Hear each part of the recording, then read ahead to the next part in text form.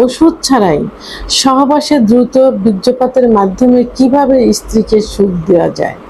ধন্যবাদ ভাইয়া সুন্দর একটা কমেন্ট করার জন্য। দেশের এবং প্রবাসের ভাই বোনদের প্রতি সালাম।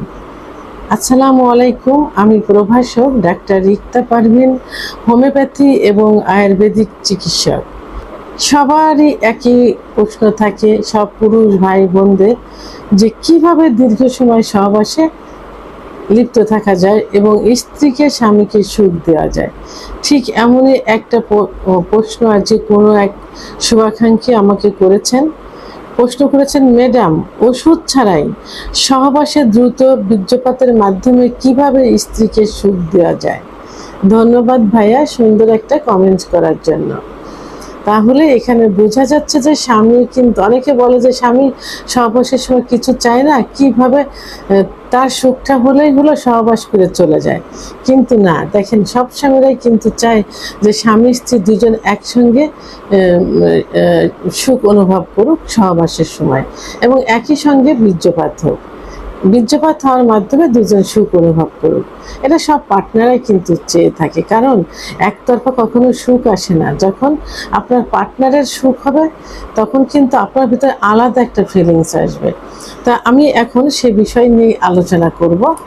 তো দীর্ঘ সময় সহবাসে লিপ্ত থাকার জন্য অনেকে কি করে, বাজার থেকে মানে লুকিয়ে ফার্মেসি থেকে একটা ওয়ান টাইম ট্যাবলেট কিনে নিয়ে আসে, যে এটা খেয়ে দীর্ঘ সময় স্ত্রীর সঙ্গে সহবাসে লিপ্ত থাকবো এবং স্ত্রীকে সুখ দেবো, নিজেও সুখ নেব।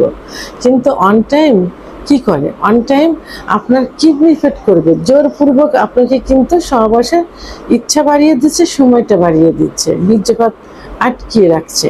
তাহলে অন টাইম আপনার কিডনি নষ্ট করবে, একটা সময় অন টাইমে কাজ হবে না, একটা সময় কোনো চিকিৎসাতেও কাজ হবে না। সেহেতু অন টাইম ব্যবহার করা যাবে না। এর পরিবর্তে কিছু পদ্ধতি আছে, কিছু নিয়ম আছে।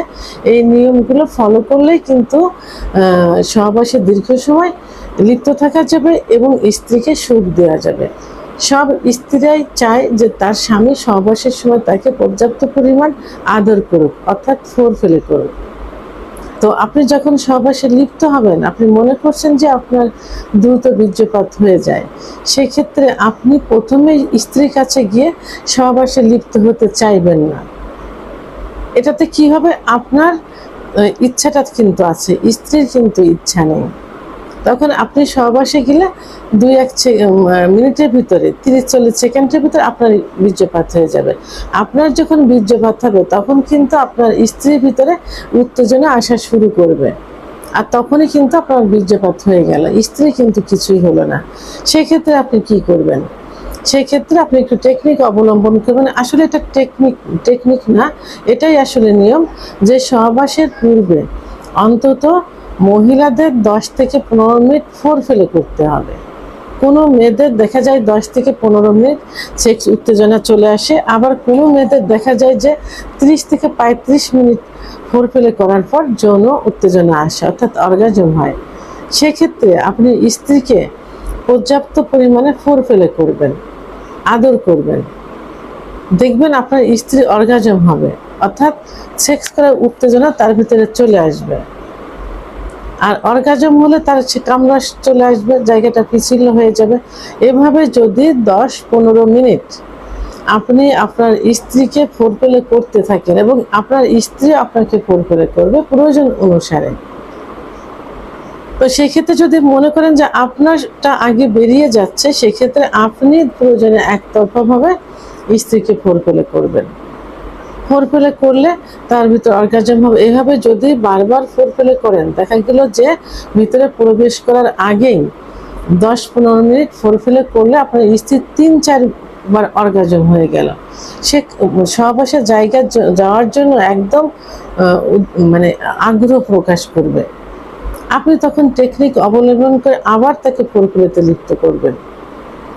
আর ফোরপ্লেতে সব থেকে বেশি সেন্সিটিভ জায়গা হলো ক্লাইটোরিস। আপনি নারিকেলের তেল অথবা অলিভ অয়েল তেল হাতে নিয়েও জায়গাটা স্পর্শ করতে পারবেন, তাহলে তার ভিতরে আরও বেশি উত্তেজনা আসবে। এভাবে 10-15-20 মিনিট তাকে উত্তেজিত করে আপনি যখন সহবাসে যাবেন, তখন কিন্তু ফোরফিলে তাকে রানিং রাখবেন। তাহলে দেখবেন যে আপনার বীর্যপাত হওয়ার আগে আপনার স্ত্রীর বীর্যপাত, কারণ সহবাসে যাওয়ার পূর্বে তার কয়েকবার অর্গাজম হয়ে গেছে, সহবাসে যেও অর্গাজম হচ্ছে। তো সেই ক্ষেত্রে আপনি ফোরফিলে রানিং রেখে সহবাস করলে আপনার আগে আপনার স্ত্রী কিন্তু বীর্যপাত হয়ে যাবে। তাহলে এখানে আপনি ফোরফিলে সহ ভিতরে ইন করা সহ একটু সময় নিয়ে স্ত্রীকে সুখ দিতে পারছেন এবং আপনিও লাস্টে যে বীর্যপাত করতে পারছেন, আপনিও সুখ পাচ্ছেন, আপনার স্বামী, আপনার স্ত্রী ফোরফিলের সময় অর্গাজম সহ এবং ভিতরে প্রবেশ করানোর পর বীর্যপাত সহ সেও সুখ পাচ্ছে। তাহলে 1 নম্বর টেকনিক অবলম্বন করলেন। এবার 2 নম্বর যে টেকনিকটা সেটা হলো যে আপনি যখন সহবাসে লিপ্ত হবেন ফোরফিলে করার পর, তারপরেও আপনি দেখছেন যে আপনার আগেই বীর্যপাত হয়ে যাচ্ছে, কিন্তু যখন বীর্যপাত হয়ে যাওয়ার উপক্রম হবে তখন কিন্তু আপনি যদি লিঙ্গ বের করে ফেলেন তাহলে কিন্তু ঠেকাতে পারবেন না, ভিতরেই পড়ে যাবে অথবা বাইরে এসে কিন্তু বীর্য বেরিয়ে যাবে। তা আপনাকে টেকনিক অবলম্বন করতে হবে থেমে থেমে সহবাস করা। এটাকে স্টার্ট অ্যান্ড স্টপ থেরাপি বলা হয়। Start and stop therapy. আপনি সহবাসে গেলেন, একবার দুবার সঞ্চালন করলেন, আবার আপনি বের করে ফেললেন, বের করলে স্ত্রীকে ফোরফিলে করতে থাকবেন, স্ত্রীও বুঝতে পারবে না, স্ত্রী ভাবে যে মনে হয় এরকমই। স্ত্রীকে ফোরফিলে করলেন, একটু স্টপ থাকলেন, আবার ইন করলেন, আবার একবার সঞ্চালন করলেন, মনে হবে যে হয়তো বেরোতে পারে, ঠিক সেই মুহূর্তে আবার আপনি বের করে ফেলবেন স্ত্রীকে। আবার তখন একটু ঠোঁটে চুম্বন দিলেন, কপালে দিলেন, স্ত্রীর মাথার ভিতর চুলে হাত দিলেন, গলায় স্পর্শ করলেন, এভাবে একবার ইন করলেন, বের করে ফেললেন। করলে দেখা যাবে যে আপনি 5-6 মিনিট 10 মিনিট মতো কিন্তু এটা এই টেকনিকটা অবলম্বন করতে পারছেন। এটা তারপর স্ত্রীও বুঝতে পারলো না, আপনিও তাকে সুখ দিতে পারলেন এবং একই সঙ্গে প্রায় বীর্যপাত হয়ে গেল। এটা 2 নম্বর। 3 নম্বর হলো আপনি দেখছেন যে সহবাস অর্গাজম করলে, সহবাসে গেলে আপনার দ্রুত বীর্যপাত হয়ে যাবে। তখন আপনি কি করবেন? তখন আপনি জেনে রাখবেন যে আপনার স্ত্রীর যে যোনিপথ, এই যোনিপথটা কিন্তু রাউন্ড থাকে, এইভাবে রাউন্ড মানে ঘুরানো থাকে। নিচে কি থাকে? নিচেই থাকে রেকটাম, মলদ্বার, দুপাশে রান থাকে, দুপাশে রান, আর উপরে প্রসাবের যে জায়গা থাকে তার নিচে উপরে এইখানে জি স্পট একটা জায়গা আছে, জি স্পট জায়গা। এই জায়গাটায় লাগাতার ঘর্ষণ দিলে স্ত্রী কিন্তু বীর্যপাত হয়। অনেক স্বামী যে স্ত্রীর বীর্যপাত হয় এটাই বুঝতে পারে না, আর স্ত্রীর বীর্যপাত কিন্তু প্রসাবের মতো হয়, পানির মতো বের হয়। তো আপনি যখন সহবাসে যাবেন একটু টেকনিক অবলম্বন করে আপনার লিঙ্গটা নিচের দিকে অনেকে নিচের দিকে ধাবিত করে কিন্তু সহবাস করে, ধাবিত না করে এই পুরুষাঙ্গটা উপরের দিকে ধাবিত করবেন। কারণ এই উপরের দিকে এখানেই যদি বেটে মেয়ে হয় তাহলে 1.5 থেকে 2 ইঞ্চি ভিতরে থাকে জি স্পট জায়গা, আর যদি লম্বা মেয়ে হয় তো 2 থেকে 2.5 ইঞ্চি ভিতরে জি স্পট জায়গা থাকে। তো আপনি যখন উপরের দিকে ঘর্ষণ দিচ্ছেন তখন কিন্তু আপনার লিঙ্গটা তার জি স্পট জায়গায় ঘর্ষণ লাগবে। তখন কি হবে? আপনার স্ত্রী দ্রুত বীর্যপাত হয়ে যাবে। ঠিক আছে, এটা টেকনিক অবলম্বন করে। এবং এই টেকনিকটা আপনি কি করতে পারেন?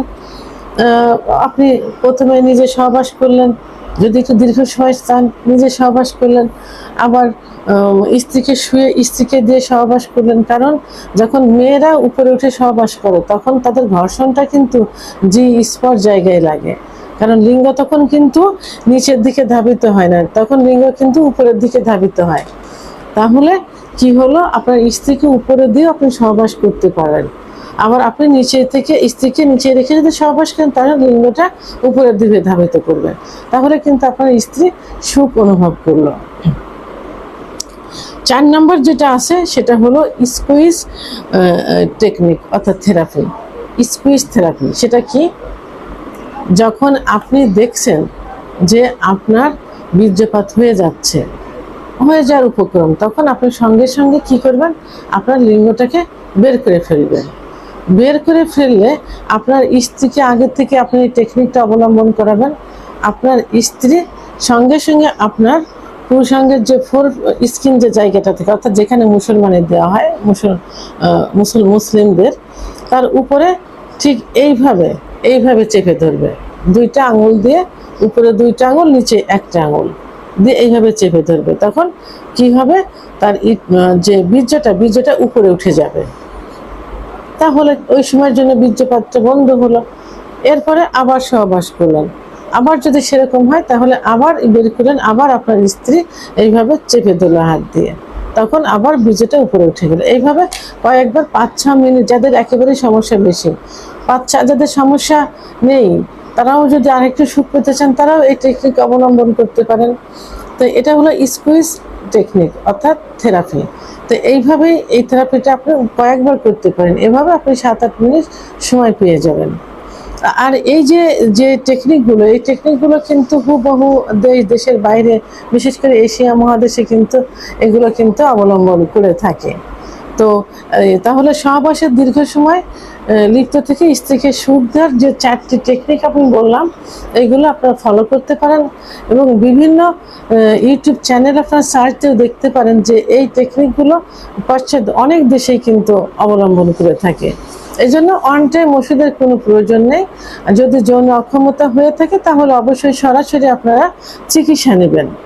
আর চিকিৎসা নেওয়ার আগে যে সমস্যাটা হয়ে থাকে সেটা মোকাবেলা করার জন্য, ফেস করার জন্য আপনারা অন টাইম ওষুধের পরিবর্তে এই 4টা টেকনিক অবলম্বন করতে পারেন। ভিডিওটি সম্পর্কে যদি কোনো মতামত থেকে থাকে অবশ্যই কমেন্টের মাধ্যমে জানাবেন। আর ভিডিওটি ভালো লাগলে লাইক, কমেন্ট, সাবস্ক্রাইব করে আমার সঙ্গে থাকুন। আল্লাহ হাফেজ।